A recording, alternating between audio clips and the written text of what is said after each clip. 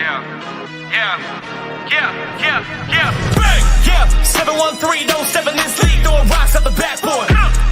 Living our dream, better dribble to the 3, take the shot, here a cash short.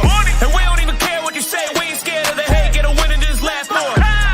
Stand in the paint, better clear out the way, hit the court with the black force energy. Every single week on a killing spree, you kidding me? You talk about winning with the epitome, you better be talking with peace and we locking the key on them. Know that it's rocking with Ryan and Dante, the drip guy, we beyond the gossip, the topics we talk on a pop and we conquering the obstacles that we cross as a team. Shot from the seats, we the Rockets like Elon. It's the H-Town Rundown. Let's get started right now. What's good, everybody, at the H-Town Rundown Houston Rockets Basketball Podcast. I'm here with my boy, AD, the actual owner of the show. What's good, AD? Nothing much, brother. What's going down? Yo, what is going down, man? The Houston Rockets are healthy? No, not really. But we got a lot to talk about today. Make sure to follow at the H-Town Rundown, at the H-Town Rundown, YouTube, Instagram, as well as Twitter. You can follow me at drip2piece_GAWD on the same apps in YouTube, Instagram, as well as X. AD, where can we find you, man? And, what else do you do? Hey, you can find me right there. You see it right there at the H-Town Rundown. Also, you can find me on my personal X account at Bully60, BOOLEY60. But yeah, definitely find me on the H-Town Rundown weekly on the football side, talking Houston Texans all day. As you see in the background, it's a lot of Texan memorabilia. So definitely see me on a weekly basis with the Texans, man. Hey, absolutely, man. And something else that we love to see on here is some chat love. Appreciate you, Danny Berry Sportsman. This dude's here literally every single day. We appreciate you every single time. AD, a couple games to talk about here between the Bucks going forward as well with the Spurs and the Kings. But let's talk about some wins first. All right, let's start off with the Milwaukee Bucks. Yep. Did you watch that game? I'm hoping so. Yeah. What was your take on it, man? Break that down for me real quick. It was a competitive game. It was a back and forth game. We took the lead early. They came back. They stormed back. They took the lead. We came back. So it was a lot of ebbs and flows of the game, back and forth as they go. But Jalen Green, Alperen Sengun. What about Jalen Green? Hey, Jalen Green, Alperen Sengun, they had really good games to go along with. Dylan Brooks hit some clutch threes in that game as well. So definitely, it was a really good game for the Houston Rockets against a really contender in the Eastern Conference. Scared the hell out of us at the very end when Alperen Sengun lost his mind on a try. So I don't know what was going on with Alperen Sengun, but definitely came through at the end and was able to hold it down. And definitely was able to hold it down with stopping Lillard on that last second three. But yeah, it was a good game. It was a very entertaining game at that. It was something. And then I don't know what happened with Amen Thompson losing his mind as well. LP out there last second. Hey. I don't know, Preston having problems, but LP, you went away, Preston. You went away. Hold on. Can't hear you, brother. I don't know. But yeah, LP lost his mind, man, with the Max Johnson. I don't know what was going on with him, man, but you look at the stat line for LP. LP had 23 and 14. Jalen Green with 25. I'm sorry, LP had 23 and 11. I'm sorry. Jalen Green with 25, 8. Was that 3 assists as well? So yeah, it was a really good game. Like I said, Dylan Brooks hit some clutch threes. He was 50% from 3. Looking at the line again, of course, Amen Thompson losing his mind. Couldn't do anything offensively, really. Jabari had a pretty decent game. Comeback game for Bari. His first game back. Look at that 3-point Is that 3-point percentage right? Oh, he was 1 for 5 for 3. That was free throw percentage. Okay, I was going crazy. But I don't know what's going on with your computer. But if you want to pop out and pop back in, I can we can do that. But definitely saw some quality minutes from Jeff Green, as well as Aaron Holiday played a decent game as well. But yeah, it was a lot to kind of take Giannis away, and I know it was hard at the very end as well. To really try to stop Giannis. He was just doing the most. Yeah, you hear. Damian Lillard was getting buckets left and right as well. I don't understand some of the defensive sets and assignments, how we end up leaving Damian Lillard wide open for threes, and we were blessed that he missed some. So You know what it reminded me of? whatever. Oh, That Chandler 70 Parsons. bomb, man. That 70 bomb he dropped on us a couple years ago. Well, the idea was, let's play Alperen Şengün and drop against Damian Lillard. Yes, that's what we want. And you know what he did? He dropped 71 on us. Yes. And even with a defensive coach, his whole thing is defense. Hey, AD, guess what we did? We let Dame get wide open shots with the team where you have Dylan Brooks, Fred VanVleet, who's not playing, Tari Eason. You also have Jabari Smith Jr. and Amen Thompson. And you still letting Dame get wide open, not open, but naked wide open shots. I'm not understanding what was up with that. But like you said, our team did some things, but Magic Johnson impersonation was insane. LP, I love the idea of what you attempted to do. Close time right there, clutch time, not the time. If we're up like 20, we're up 20. Yeah. This ain't the time to be doing that. Now, everyone that's going to come at me for, verbally harassing their glorious King Alperen Şengün. Calm down. I still love him. He's still good. He dropped a very, very efficient 50%, 23 points, 11 boards. Again, 3 blocks to go along with that. Very nice, very nice. Lastly here that I do want to say is Jalen hit 5 threes, 45, 100. It's a nice little stat line. Along to go with 4 turnovers. It was -1 on the turnover assist ratio. So, we got to at least break even on that Jalen. Preferably.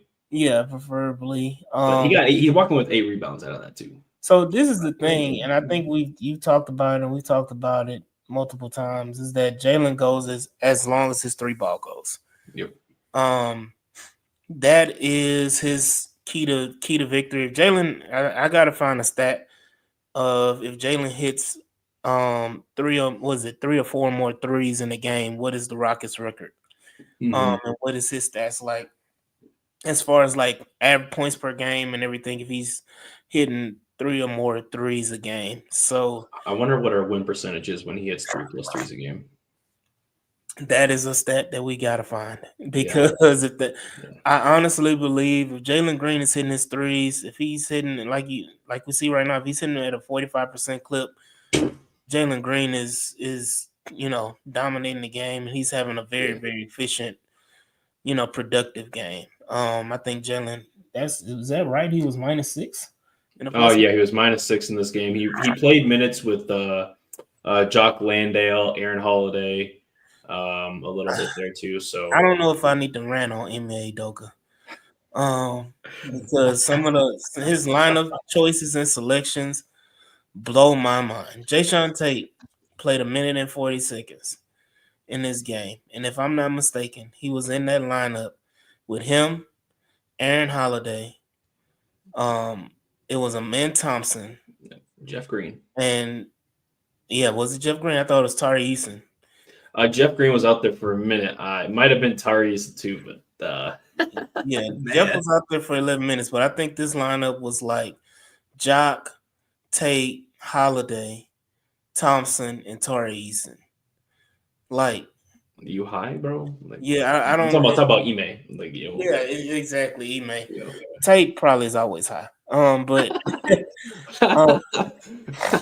but definitely step back, right?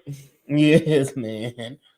But yeah, tunnel vision Tari and just the craziness. But let's stay on the positive side. The Houston Rockets, like I said, this was a very, very important win for them.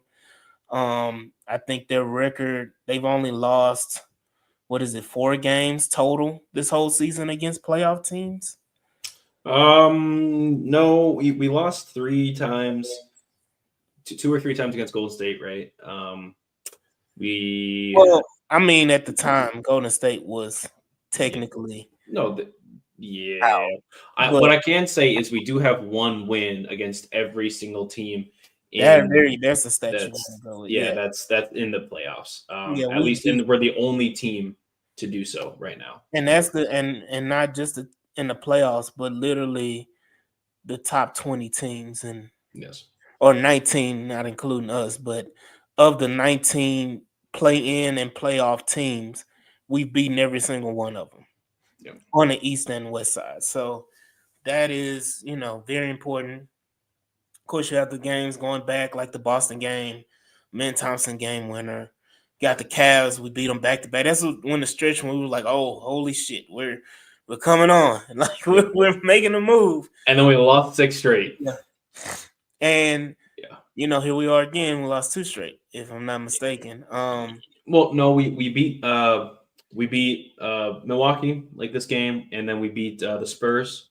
Oh yeah, we lost, but we lost against the Kings. And we'll talk why I got them confused, because I'm thinking De'Aaron Fox with the Spurs. But I mean, right now, the way it's looking and the way it's playing out, I'm pretty sure we're going to hold tight at least to a top 5 spot. But it looks like we'll probably end up playing Memphis, which I'm excited about. That'll be fun. Yep, I would be excited about that, and I think that'll be something that we can show up and upset, because one thing I don't want to play is the Warriors. The league would not ever let us beat the Warriors ever in a playoff series, ever. If it's a play-in series, a playoff series, they only let us beat them in the NBA Cup, because it doesn't matter right now. That's it. That's the only reason why. Curry said, "Hey, Silver, I don't care for this," and he said, "All right, refs, you're allowed to play a little more fair against the Rockets, I guess." And even then, we still almost got hoed. Here it is. But yeah, the Memphis would be a pretty good matchup, especially what I really like in that matchup is Jabari and JJJ and Şengün and Edey. I really like that matchup. Dylan Brooks return, man, that would be a box office seller right there. Do you make movies for Marvel by chance? He said I'm going for that 1.8 billion. I think that'd be pretty nice. You talking about storylines? Storylines. Hey, John, what'd you say? Hold on, Ja versus Jalen. Jabari, JJJ. And then you got Dylan returning to Memphis. Dylan the villain. Oh man, like, and then they gonna hit if we win that series, they're gonna all hit the gritty in the middle of the Memphis Center, dude. That'd be terrible. What I will say is in that, well, there goes AD. Look at me. I'm not the one having issues. He's actually not having issues, guys. He's just sick, by the way. So don't worry about that. And the second I get done talking about how sick he is, he's gonna come right back. But anyway, I think Memphis would be. See, there he is. Good timing. I think that would be a pretty fun game. But let's move on to this next game here. Unless you have any other notes for the Bucks game, other than the fact that it was just way too close, wire to wire. Yeah. This should have been a game that we should have been able to hold our own a little bit better. Unfortunately, but we didn't. Next game here that I want to discuss. Let me pop this baby out right now. Is the San Antonio Spurs. Of course, we ended up winning this game 106-118. And it wasn't that close, man. It was a dominant ass whooping. This was a belt to ass. 40, right? Yeah. We were up by quite a lot. I think we dropped 37 in the third quarter. Yeah. To their 22, something like that. Mm-hmm. And I mean, Dylan couldn't miss. You see 5 of 8 from 3. Jalen Healing went 3 of 8 from 3, but it's still, 38%. We'll take it, no problem. Man hit a 3. Şengün only played 18 minutes in this game. We still whooped their ass, dude. Yeah. And look at that. In 18 minutes played, he's got a plus 20 in the box score. That's just freaking ridiculous. Right. And then obviously, look how efficient our starting lineup. Again, Jabari, first starting game since January. I'm not taking away too much negatively from that. He did shoot 27%. He needs to be better, obviously, but he still had a near double-double, 10 boards, 9 points in that. But everyone else besides Şengün shot above 50% that played, at least 28, 29 minutes. Look at that Jalen 3 stat line again. It's the 3 threes. So 3 threes, right? And Dylan Brooks, what's our win percentage when Dylan Brooks hits 4 plus threes? Man. I never thought my bad, I'm sorry. No, you're good. No, I was like, I never thought that I would want to see Dylan take as many threes as possible. Remember last year we were like, man, Dylan, stop. hey, D, you can cool down a little bit because in the beginning of the year with us, he was really hot from 3. He would shoot like 60%, and then he just cooled off once we got to February. It was just a tail end simmer. He did hit threes here or there. It's good. This season, career high in 3-point percentage again, by the way, and somehow he's hitting career high threes with a team that has 0 spacing. I'm not sure how that's working, but I'll take it, my boy. And then a couple of people who hit threes. And men hit a 3. Your favorite, Jayshawn Tate, hit a 3. Jeff Green hit a 3. This is a Jeff Green legacy game part 2, I guess. He played 21 minutes, had 13 points. And then that looked like that's about it. Steven Adams took a 3 because why not? I guess the F-it bucket, I suppose. Something that was interesting is that I'm looking at this box score now. The people that are like the plus and minus here, Jayshawn Tate minus 11, Jock Landale is minus 11. Jayshawn Tate is minus 11. Jock Landale played 7 minutes and he's a minus 11. Reed Shepherd played 6 minutes. He was a minus 12. Nate Williams played 4.5 minutes. He was a minus 10. And then Cam Whitmore, I believe, played in this game. I'm not trying to scroll out any further though. He didn't play very long. I think he also played only 4.5 minutes in this game. Let me go. Yeah, Cam played 4.5. He played at the end. He came in with Nate Williams. I don't really attribute those plus minus to those guys. No, because they came in at the end of the game, and at that point in time, it was just like, whatever. Can I ask you something though? Yeah. Cam played 4.5 minutes and didn't take a single shot. That was by design. 4.5 minutes. Now, Reed coming in, playing 6 minutes. Nate Williams playing 4.5 minutes. Jock playing 7 minutes. Yeah, right. Mm-hmm. You figure if we're up by a gazillion points and going into the fourth quarter, it's probably like, yo, hey, Cam, show me what you can do again. Reed, start the fourth quarter. Everyone else sit down, right? But instead, Ahmed still played a few minutes in the fourth quarter, right? Yeah. Dylan Brooks, I think, played just 2 or 3 minutes in the fourth. Steven Adams played a lot longer than I would have liked. I would have rather had him sit immediately in the fourth quarter. Don't play a single minute. Jock Landale, go do something. That's an Ime Udoka problem. Problem. When you're up by 30 plus, 10-minute mark in the fourth, I would say even 9-minute mark in the fourth quarter. All your reserves and bench need to come in the game. Just go. Right. You play for Coach Pop. Yeah. You know what to do, Udoka. It's okay. Now if someone's on the cusp of like a 40 ball, okay, they can stay in. Let them get their 40, get their 50, whatever. Mm-hmm. Nobody played no one in the starting lineup played more than 27 minutes besides Jabari Smith Jr. and Amen Tom. I guess no one played more than 29 minutes besides Jabari in that. And I think more of that was just like, hey, Jabari, you're back. Get your legs fresh. Yep, that's all that was to me. And again, he shot 0-5 from 3. 4-15 from the field. Again, he got 10 boards. We like to see that from Jabari. He got 2 blocks again. He didn't get a block. He had 2 turnovers. He's getting his stuff over him, I suppose, getting his legs under him. But looking at it, what else? We had a lot more options. Why is Cam not playing more? Why is Cam in the doghouse again? Man, I made this joke in the the chat, man. I'm like, whose daughter is he sleeping with? Whose sister or daughter? Cam did some, bro. Cam did some. I'm not sure what it was. But I mean, how is a guy that's got this raw talent not out there more? We saw what he did last year. Averaged the most points per game in the minutes played for a rookie ever in the NBA. And here he is playing less. He's giving me, and I'm not trying to make it like a negative for him because he's not that type of person in actuality, but he's giving me attitude-wise, he's giving me like Miles Bridges attitude type. Like coaches will turn off, on you, and you got to think about it. There's a standard with Ime Udoka. There is. And I think the whole fan base wants Cam to play. Yep. And I think the fan base knows Cam should be playing. I think Ime knows Cam should be playing. But for whatever reason, in that locker room, Cam is not doing the work to play. You have to respect the coach for that. Go ahead. Facts. I agree. There's clearly something that we're missing, right? And from that, I wonder if it's kind of a similar scenario, right? Because you're saying Cam deserves to play this, that, and the other.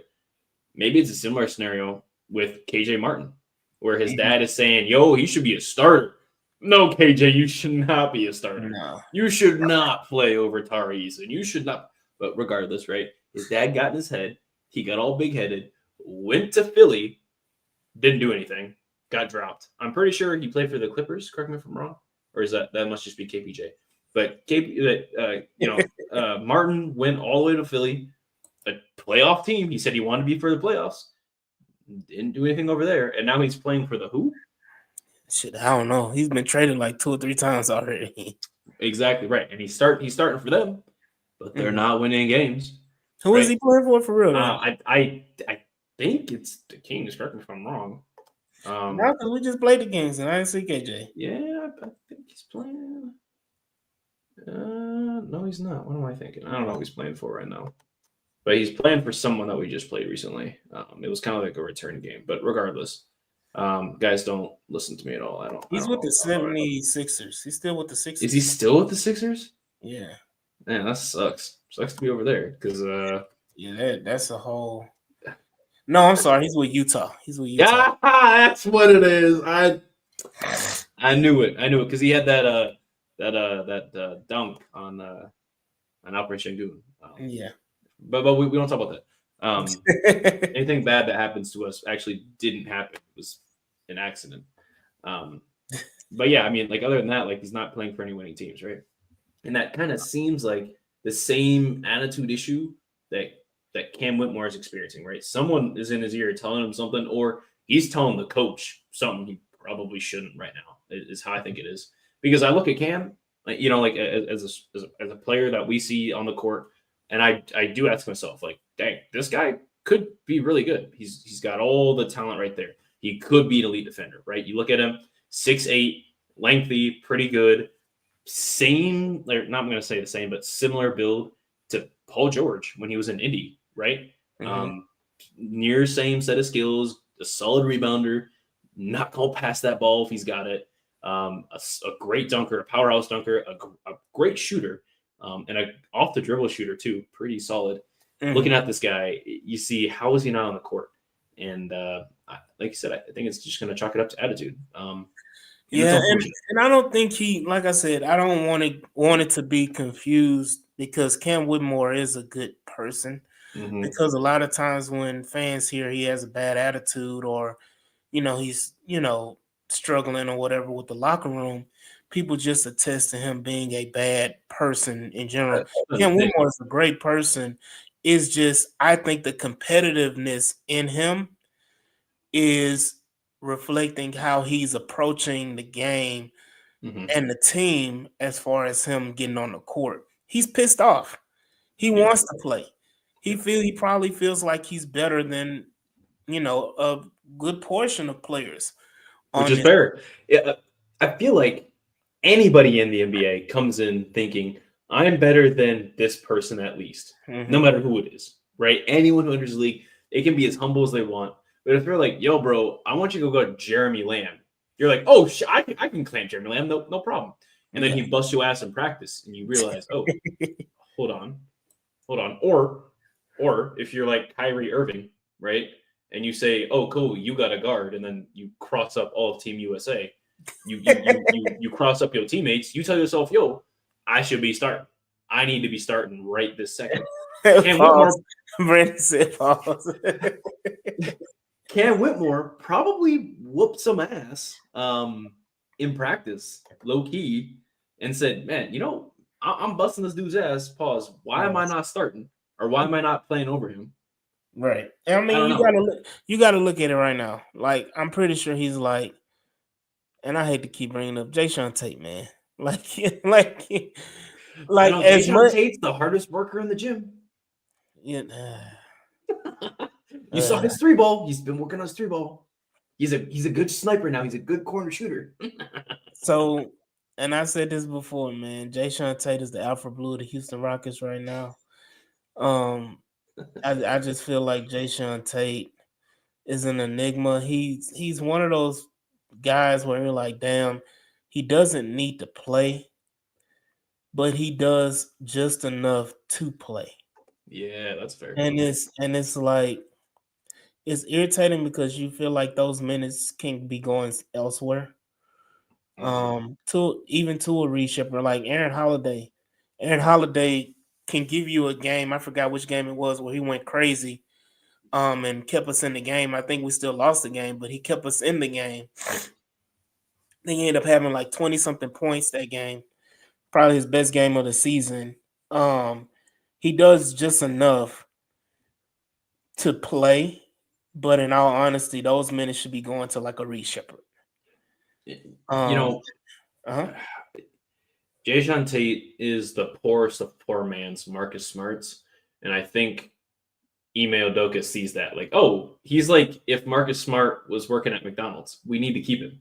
I'm not like, and it's genuinely no disrespect to Jayshawn Tate. I love what he did. I like the overseas game. I love his story.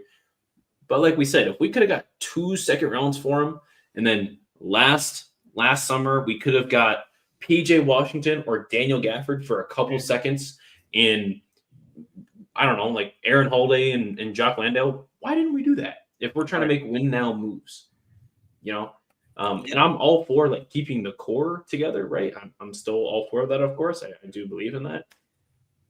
But you're trying to win now, and you also want to develop, but you're not creating room for guys to develop, and you're keeping old dudes on the books.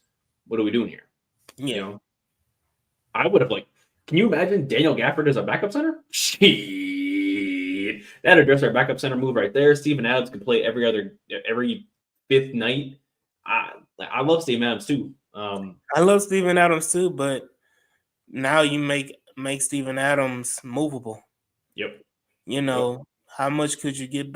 Could you have gotten back at the trade deadline for Steven Adams? Exactly. And even if we're just trying to get some second-round picks, because that's all we paid for him. If that's what we're trying to do, cool. Then we recoup the second-round picks that we just traded for Daniel Gafford, and now we have second-round picks. We playing the Lakers probably would have gave up the whole house for Steven Adams. Exactly. They don't have much to give, but they would have gave us, the floorboards or something. Some jerseys and some free tickets, maybe some Taco Tuesday tacos from Le Bon Bon. That would have been something. I don't know. I mean, I don't know. Like, we could have taken the shirts off their back for some Steven Adams. And you know how the Lakers are. They like, oh, big name. Oh, yes, the GOAT. Mm-hmm. All right. Shit. I don't know. At the end of the day, though, it kind of is what it is. But speaking of contracts and stuff, I don't know if you guys know, but Nate Williams got his contract converted. Congratulations, Nate Williams. I love to see it. Hard worker, right? Averages 19 in the G League. Phenomenal guy, and I love to see it, like we just talked about. Played 4.5 minutes a couple games ago. Didn't do a lot in the game, but we have seen the work during the regular season. When he does play, he's part of that stay ready crew, to quote Ryan Hollins on the Rockets talk show. Thank you. You know what I'm talking about, voicing the Rockets and whatnot. I don't know. That's great, and I like to see it. He's got a 4-year, $8.2 million contract, so he's making 2.025 a quarter or something like that per year. Really late contract for a guy who's going to be able to bring a lot to the floor. He's athletic. He's bouncy. He's not super old. He semi-fits the timeline for a guy that's going to be level-headed and just kind of be ready, kind of like that. semi-similar to the Jeff Green role that Jeff is playing now. But when we're ready to move on for Jeff, we've got Nate Williams. I think is that just less experience is all it comes down to. But yeah, AD, how do you feel about that? I'm happy with him, man. Like the guy deserves it. He's been consistent the last few years with the Rockets. Taking advantage. He's one of those guys who always takes advantage of his opportunities. Yes. He plays extremely hard. Every time. He's doing his thing in the G League, averaging, like you said, 19 points a game. He's, explored that 3-ball is coming on for him as well. Developing in the game. You see him developing as a player. But again, that grit, that effort, you have to reward that. And you gave him a base contract. I think it's a 4-year, $8 million. Yep, 4-year, $8.2 million. Yeah, like that's NBA standards. That's vet minimum, contract. So, shout out to him, to get on the roster, and hopefully he probably will see more minutes now. And I think with the injury bug, hate to talk about it, but the injury bug again biting us in the ass. Every year. I don't even want to know what next game against the Thunder is going to look like. But with them to have the team out, but we'll talk about that later. But yeah, I'm happy, that the Rockets are rewarding him for his hard work. And it doesn't affect anything as far as financially for the Rockets. It just gives us another able body that we don't have to keep doing the whole G League. Hopefully we can bring him up, bring him down, bring him up, bring him down. He's on the roster. It's part of our MLE bit that we had. I think we had 5.6 million left. So we still got about 3 left, sitting in there roughly, of course. Check the numbers on that. But I mean, at the end of the day, like, it's $2 million, 4-year contract, super easy to move on from. I imagine what the real reason we did that for is not just to keep Nate. I think it's to pair him up with something like that in a potential trade for some money moves. Is that what I really think it is? I think this is the long game. We see what Devin Booker is looking like over there. We see what KD is looking like over there for the Suns. And obviously, I'm not necessarily for trading like directly for them, but I see the Suns are in need of some picks. And we've kind of got them, by the balls. So we got the 2025, 27, and 29 first round unprotected picks for the Suns. No, Rob. So yeah, definitely, man. Like, I think the trade is just a foregone conclusion. It's just who's going to be involved in the trade. I think it's who's cheaper. Well, I mean, we've talked about it. I think Cam Whitmore for sure is going to be involved in the trade. Because we can actually take on Durant's salary or Booker's salary without giving up much of anything. Value-wise, like, you can still keep your core with Jalen, Şengün, Jabari. They may ask for Jabari in the trade. I would say give up Tunnel Vision Tari. Whoa. Hey, Mama Easton, calm down. We're not saying actually do it right this second. We just it's. But if I had to choose between giving up Jabari or Tari, I would give up Tunnel Vision Tari. Yeah, that is incredible. I think that's the first time anybody has ever said that in human history. Are you okay? You a doctor? Are there any doctors in Texas? I don't know if there's plenty doctors. Hell, I live with one. Shout out. Shout out. Hey, so definitely, but nah, man, then I just think it's a foregone conclusion, man. But yeah, he could be a part of a future trade package. It's a lot of things, we'll see. I mean, again, this is an off-season topic now. It was a topic a few weeks ago before the trade deadline, but it's definitely an off-season topic now. But I think at this point, from my vantage point, it's a foregone conclusion. Somebody from Phoenix is coming over to Houston. Hey, Royce O'Neal, what's up? They would totally go get Royce O'Neal instead of Jeff Green. Let me say this. I would, if you telling me I can get Royce and Kevin, and I can give up Landale, Tate, and, Nate Williams and some scrubs and Cam Whitmore being the prize of the trade package or whatever, Sign me up. Sign me up all day, every day. Royce O'Neal coming off the bench for the Rockets would be amazing. Yeah. How old is he? Do you know how old Royce He's O'Neal is? got to be in his 30s, man. Yeah, man. Royce O'Neal, NBA age. Oh man, how old is this dude? He was born June 5th, 1993. 31. Okay. All right. 31's not bad. I thought he was like 34 years old. I was like, man, I'm not paying for no 34-year-old role player. What do you got, Jeffrey? He'll be 32 in June, man, in the offseason when the season over. Yeah, he'll be 32. So. Okay. Yeah, Potential. I'll take him. Take him in interesting. that would be interesting. That would be interesting. Last game here that we got to talk about. Unfortunately, we all hate the Kings. They got to light the beam. We got swept, actually, by the Kings. I don't know if you guys know that. So that leads me to say my last thing. We lost to the Sacramento Buns over there. We ended up losing this game by 10, too. We got our asses kicked up and down the court. As you see it, look. Predominantly, what ended up happening was DeRozan was just hitting shots that he needed to hit down the line there. And they were hitting a lot of foul shots. And then Murray hit a clutch 3, too, at the end of the game. Yep. I think we had got it down to maybe like 6 or something, and Keegan hit a 3, and it's like it's game over now. It was just over. Jonas Valanciunas also had a tremendous game. He went 7 of 10, and he made Alperen Sengun his bitch. Oh, like Alperen couldn't do anything with it. Alperen had 30, 10, and 5. But I'm telling you right now, defensively, like he couldn't. Jonas Valanciunas was all over the boards. As well, Alperen Sengun late in the game could not move Valanciunas on the post. Yeah, 14. He got out rebounded. Yeah, he got out. I'm sure he got out rebounded. But he couldn't. He wasn't productive. Alperen wasn't productive offensively, especially versus Jonas. I mean, overall, if you're stat watching, the stat line tells a great story. He had 30 points, but he was -4. Yeah, he was -4. So yeah, and he did have 6 turnovers too, which I believe is a season high. What? No, hell no. It was. What was that game on national TV? It wasn't Minnesota where he kept turning the ball over. Like, no, that had to be the season high.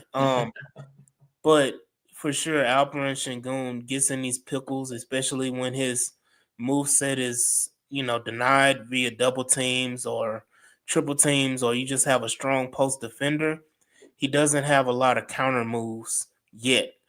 And he gets in situations and pickles where he's confused, doesn't know what to do, and he ends up turning the ball over.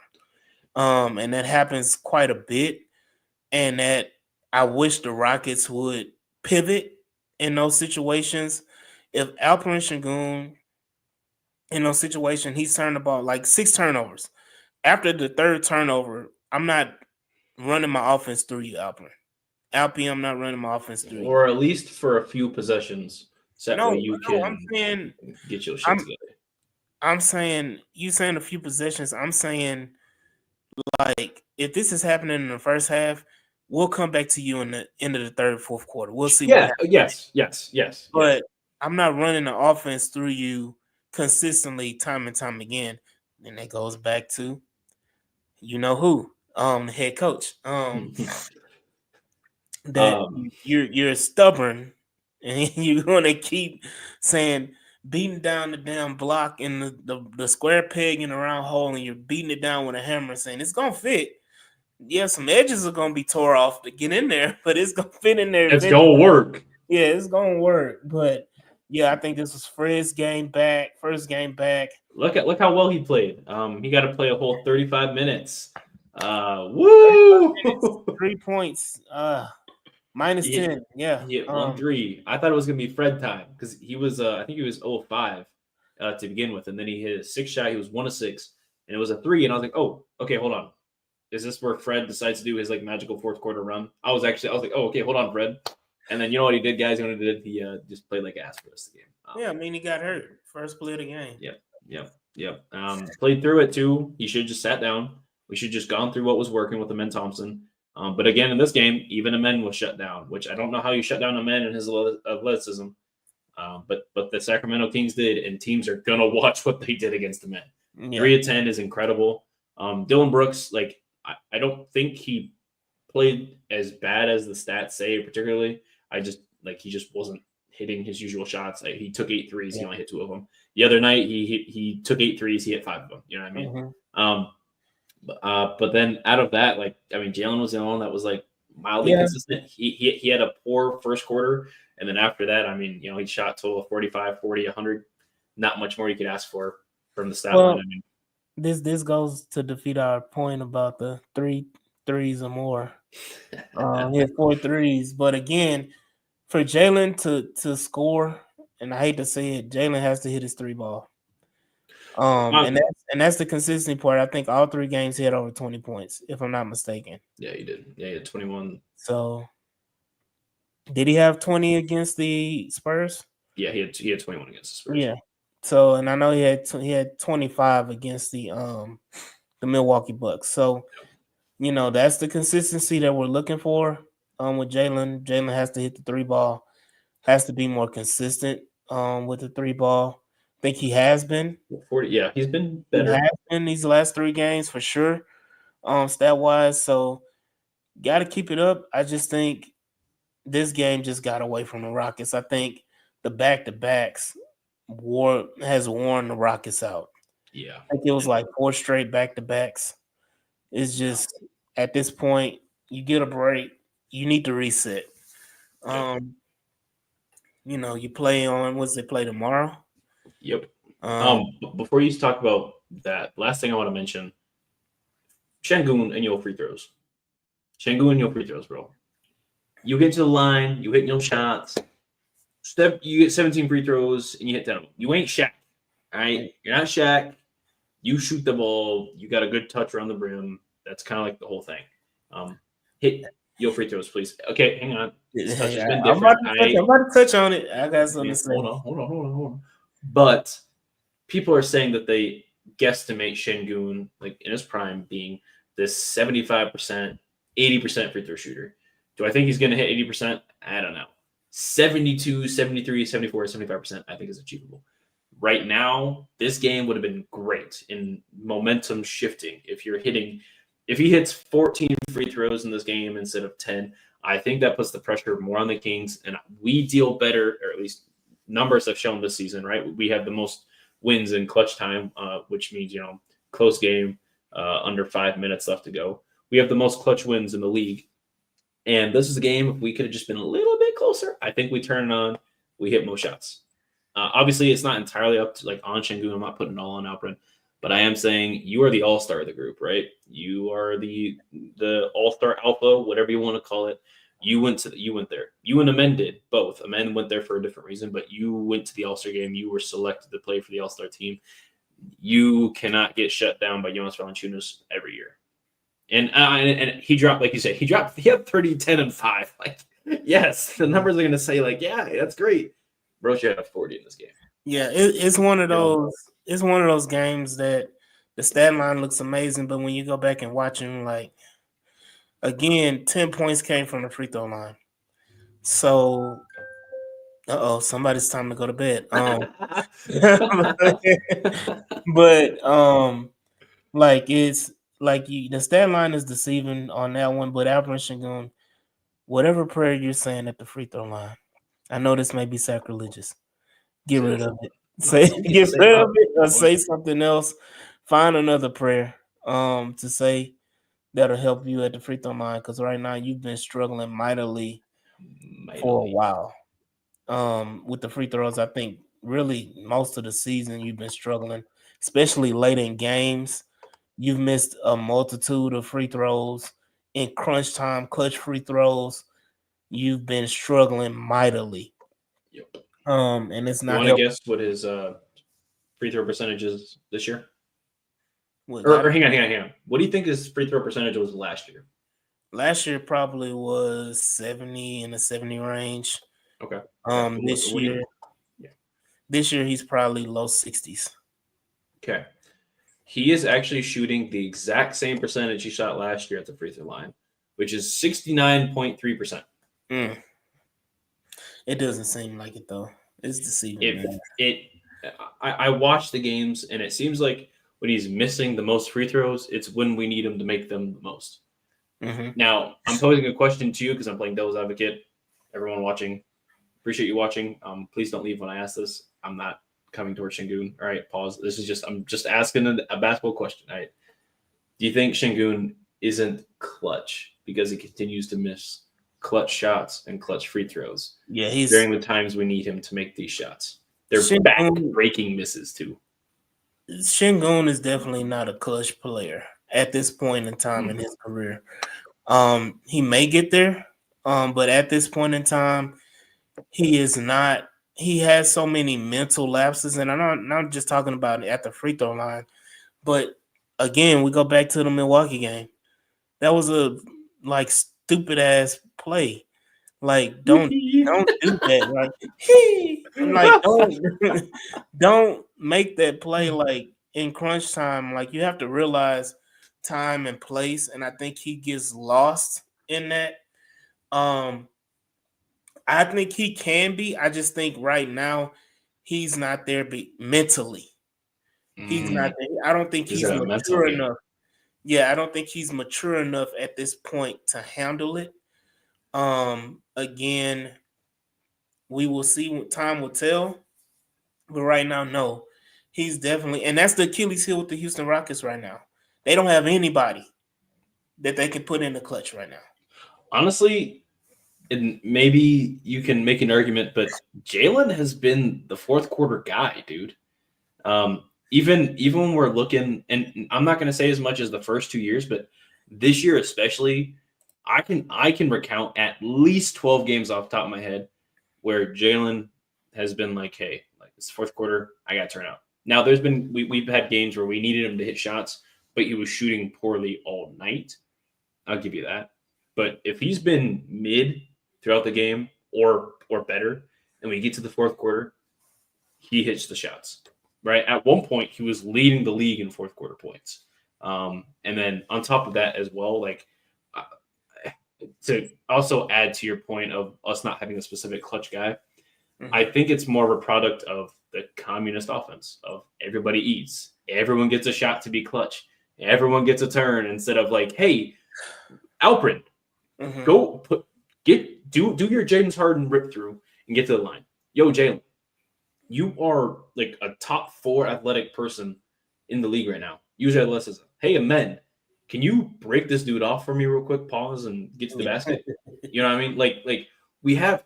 I look at these guys and I say, yes, these are the guys I want taking the shots in the fourth quarter. But you know what Ime says? Yo, Dylan, go to the post. Yo, Fred, take this pick and roll real quick. Hey, Jock Landale, I don't need you to hit a shot, but you're going to be out there in clutch time.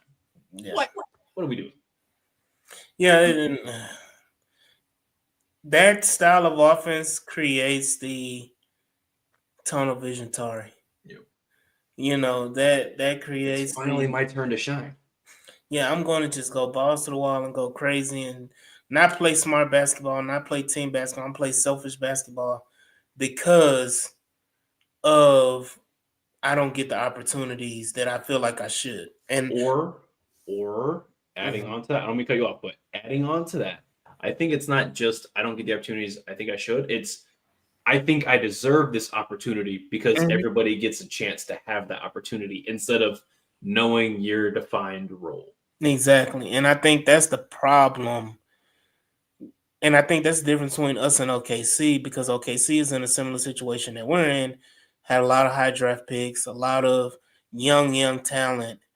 They just have an alpha. They just have a bona fide alpha in Shea, whereas the Rockets are still trying to figure it out, which is why and it's just me personally, I was always championing, I can't even say the word. I've always been a champion of going and getting a guy, whether it be a Jimmy Butler, even though he's old. He's a guy that is an alpha. Yeah. You know, you look at Kevin, we just talked about Kevin Durant. He's an alpha. Devin Booker, he's an alpha. these are guys that at the end of the day, they go in right now and they're going to demand those clutch moments. What would you have done if the Mavs are on the phone calling you to trade Luka Doncic? Oh, I would have done it in a heartbeat. Even though I know Luka doesn't play defense at all, he's an alpha. Like, that's what this team needs. Final runs. Yeah. Right. That's what this team needs, is that you need an alpha on this team. Jalen Green, like you said, has been stepping up, but Jalen Green is not an alpha at all. I disagree. I don't think Jalen is an alpha. And what's crazy is that people, and that's the enigma with Jalen Green. And because I know we're running low on time, but the enigma with Jalen Green is that Jalen Green has all the intangibles and tools to be an Anthony Edwards. He has everything that Anthony has. He can be a defensive prowess guy because he's athletic as hell. He's been solid defensively. He's been a much improved defender this year. He can hit the 3-ball. He can drive the basket. He can hit the mid-range. He can do everything offensively that you would ever ask. He's a high flyer. He can do everything offensively. He can get to the line. He can do it all. But it's something missing. It's something missing. And let us not forget, Anthony Edwards and Jalen Green are only like a few months apart in age. Yep. So the excuses of, well, let Jalen grow, give Jalen time. Jalen was the number 2 overall pick a year later than Anthony Edwards. Anthony Edwards was the number 1 overall pick. I have something that defeats your take. Anthony Edwards came into culture that wasn't necessarily playoffs, but you had Karl Anthony Towns and Mike Conley. Jalen came into John Wall, who doesn't want to be there, Christian Wood, who thinks he's the GOAT, and Victor Oladipo, who doesn't want to play for the Rockets. And then rerouting Karis LeVert and Jarrett Allen to get out of Houston because they didn't want to play for Houston. If that's the team I'm playing for, my thinking when I'm younger isn't that, oh, I should play to win. It's, oh, hey, I'm just stupid. So I understand that. I understand that situation, but mentality is mentality. Mentality is changeable. Either you have that dog in you, and you're born with it. Anthony Edwards had that dog. Has always been a dog. Like, it's not even a question. Jalen Green,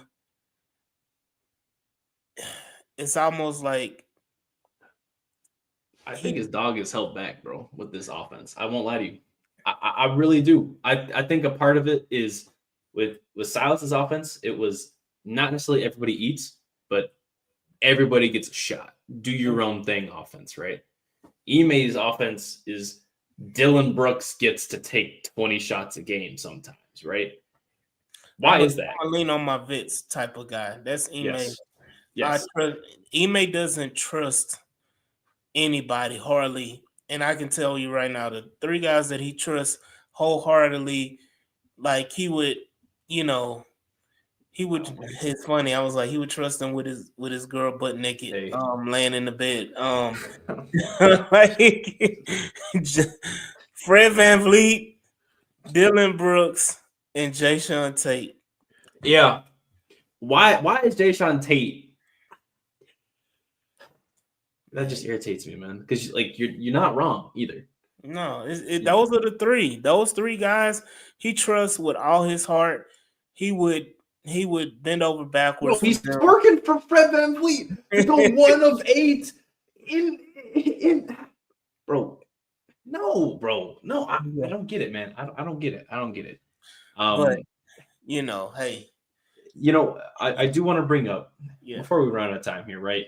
Because the whole part of this last bit here is like the buyout market. I know we talked about this a little bit last episode. We talked about a couple things, but I did want to pose the same question to AD, right? We did just convert Nate Williams, so that means in order to get somebody from the buyout market, we'd have to let somebody go. AD's already got a guy in mind, of course. We all know who it is. I don't think any of us need to sit here and say, "Oh, who is it, AD? Who is it?" Because we already know. I mean, he's already like this dude's already like so we already know. Yeah. But is there anybody on the buyout market or potential buyout market that you're interested in? I mean, it's been said over and over again, but I'm a huge Rob Williams fan, man. Yeah. I think he would be a perfect fit for this team. He would allow you to expand, and it's hard to say, but he would allow you to play Şengün less and have those lineups. And I think with him in a lineup, it would allow Jabari to shine more. Yeah, because you're playing small ball, but Jabari doesn't have You're to play playing small ball, right? And you're giving Jabari an opportunity. I really want to see Jabari kind of evolve more. And I think the opportunity is coming down the stretch with him coming off the bench. Interesting. With the lineups that, Ime has announced that, Amin is going to start going forward. Definitely want to see Jabari thrive in that 6-man role and evolve his game and offensively take advantage of the opportunity. Absolutely. And especially offensively. His 3-ball is looking great right now. This season he's been pretty damn good at the 3, but I want to see him in the post. I want to see that old Auburn Jabari that, can, post up and hit the fadeaway 3. Fadeaway jump shot. Mid-range guard, like he has that in his bag and in his game. I want to see that flourish with him coming off the bench and being a number 1 option off the bench. Yeah. I prefer him starting. DB should be on the bench, in my opinion. But like you said, Ime would trust these dudes with his life. And Dylan Brooks, for some reason, happens to be one of those guys. And don't get me wrong, I love Dylan. He hit 10 threes for us, by the way. He tied a franchise high with James Harden and Fred VanVleet, who did it last year, by the way. We have 2 guys who have hit 10 threes on the team. Not the Splash Bros. So I don't know. It's an interesting predicament to be in. But, I like Rob. Lastly, I would say, I love Aaron Holiday. I like Jayshawn Tate for what he brings, I guess. But I don't know. Marcus Smart, you could get rid of Tate for a Defensive Player of the Year winner. I don't see the issue with that. And then also Malcolm Brogdon, he averaged 50, 40, 90 in his rookie season. He's having a down season this year, of course, because he's playing for the Trail Buns. I would too if I played for the Trailblazers. I wouldn't lie to you. I'd be pretty depressed. Especially going from the Wizards to the Trailblazers there. I'd be absolutely upset too. I don't know. I think he's a good guy. Gosh, I feel like there was one other dude on the market. Oh, PJ Tucker got let go, by the way. So he is on the market. Are you for or against bringing PJ home? Hell no. I don't want no PJ Tucker, man. Why? No. We already got the black PJ Tucker on the Rockets right now and Jayshawn Tate. I'll be damned if I go and get PJ Tucker. Wait, are you telling me you don't want Tate and PJ Tucker lineups with Jeff? No, hell no. No. No. I'm actually pissing 80 up. Just bringing that up. You want no goddamn PJ Tucker? Oh, man. Nobody wants PJ Tucker. That's why he's at home right now. Nobody. Yeah, it's because he wants 10 mil, bro.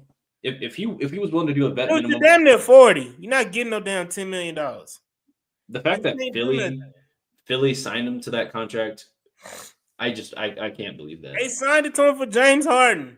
Yeah. Boy. Then they traded him to LA for James Harden. Yeah. James Harden has elevated your career, brother. Yeah. If it wasn't for James Harden, you would have been out of the league 6 years ago. After 2019. Come on.